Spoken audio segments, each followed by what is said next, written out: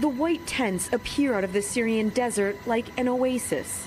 But up close, we find something very different. A refugee camp on the verge of a humanitarian crisis, and tonight, a growing security threat. Al-Hol is run by the autonomous government in Northeast Syria. When ISIS collapsed, thousands of family members of captured or killed ISIS fighters fled here. Now, they enforce the terror group's brutal rules inside its walls. Last week, 2 young girls found beheaded.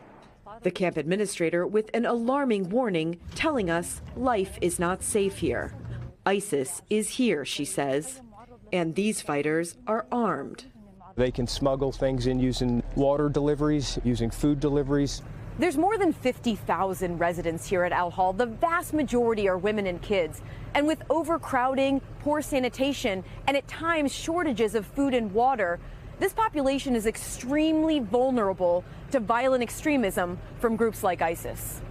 Like cubs of the caliphate, an army of young boys loyal to the terror group here in the camp.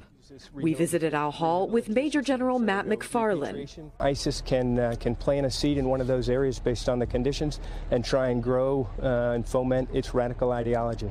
The only solution, he says, move people out. Most residents are Iraqi or Syrian, but the foreign annex has about 8,000 people from 50 different nations, and many of those countries don't want their citizens back, worried they'll spread extremism. This is a strategic problem that requires an international solution.